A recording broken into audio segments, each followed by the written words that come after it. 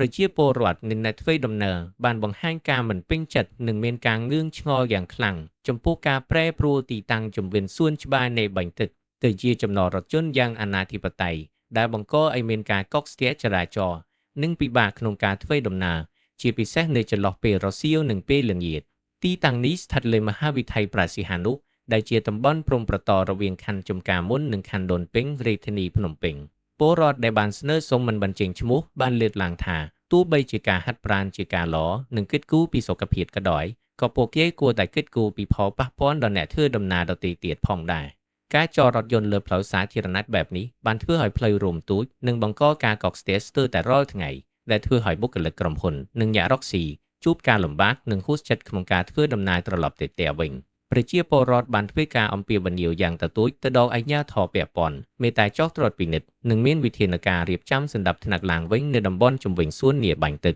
ពួកគេស្នើឲ្យមានការណែនាំឬរៀបចំចំណតរថយន្តឲ្យបានត្រឹមត្រូវដើម្បីការពារការចតរថយន្តលើផ្លូវសាធារណៈដែលជាការបាត់បង់សោភ័ណភាពនិងប៉ះពាល់ដល់ការធ្វើដំណើរឆ្លើយតបទៅនឹងបញ្ហានេះលោកស្រីដៅសំផស្សនាយករងរដ្ឋបាលនិងជាអ្នកនាំពាក្យរដ្ឋបាលរាជធានីភ្នំពេញបានទទួលព័ត៌មាននេះនិងបានបញ្ជូនបន្តទៅកាន់អាជ្ញាធរខណ្ឌចំការមុននិងខណ្ឌដូនពេញដើម្បីចុះទៅពិនិត្យនិងរៀបចំឲ្យបានប្រសើរឡើងវិញព្រមទាំងសម្រួលដល់ការធ្វើដំណើររបស់ប្រជាពលរដ្ឋ